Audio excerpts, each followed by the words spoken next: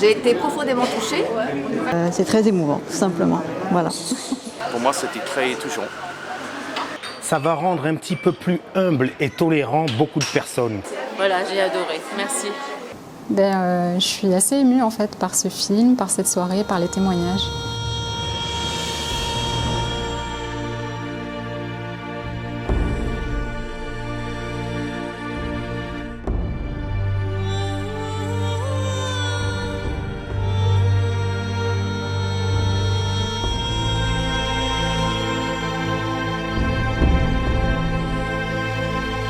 Pour moi, ça n'a pas d'importance de savoir si elle a été prostituée ou femme ou compagne spirituelle. Pour moi, ça reste une femme qui a cheminé dans l'amour. Alors moi, j'ai trouvé que le film était très très documenté avec toutes les images, l'art iconographique autour de Marie-Madeleine. J'ai trouvé ça très intéressant. Donc j'espère qu'il va être vraiment, qu'il va toucher beaucoup de gens parce que je pense qu'il peut participer à un certain éveil de choses peut-être qu'on sait au fond de nous.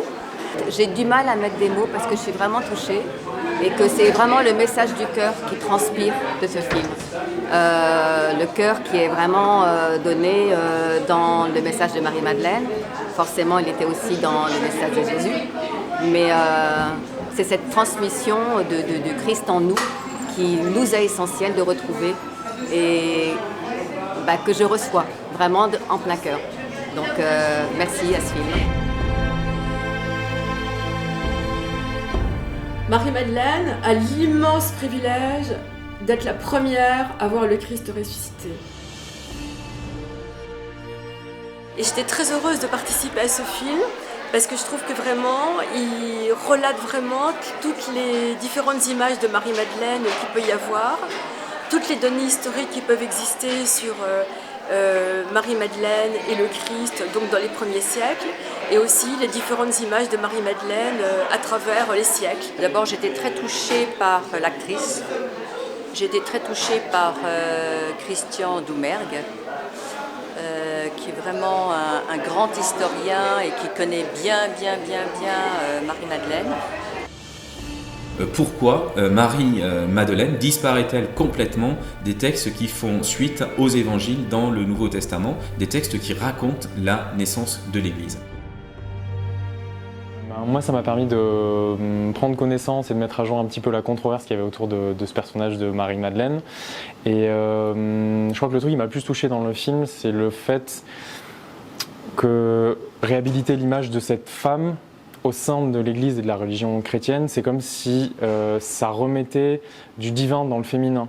Ce que j'ai ressenti, c'était vraiment un besoin de vouloir reconstituer la vraie femme qu'elle pouvait être, malgré tout ce que l'on a pu écrire, peindre et surtout nous manipuler.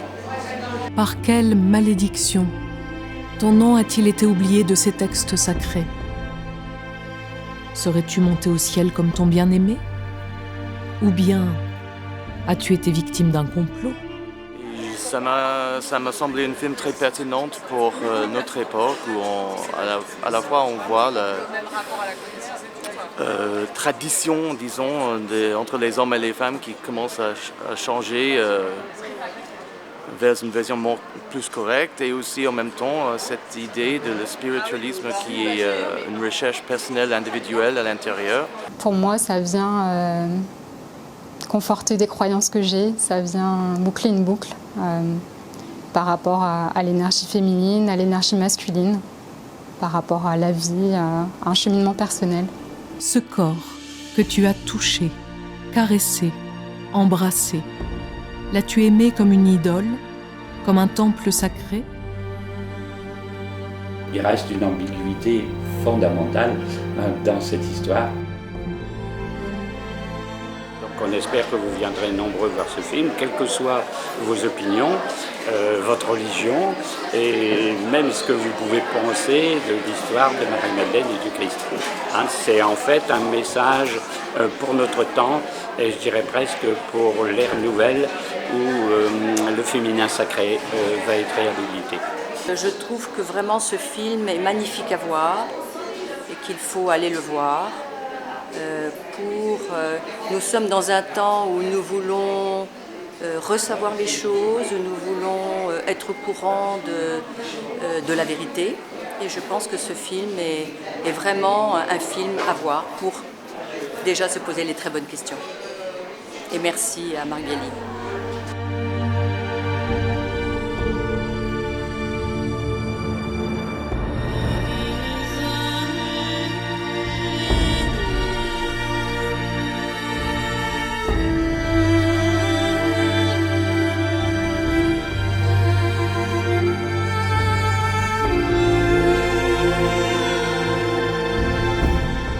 Ce qui m'a particulièrement touchée là, c'est l'idée que sur des siècles, on peut se raconter une histoire, comme on peut se raconter des histoires multiples, et qu'en même temps, le choix qui a été fait de raconter une histoire plus spirituelle qu'une histoire plus religieuse est extrêmement intéressant et se tient par rapport à tous les textes qu'on a pu retrouver et tous les faits historiques, également le parallèle qui est fait avec le regard sur tous les peintres qui ont pu interpréter qui était cette Marie-Madeleine est tout à fait intéressant et éclairant.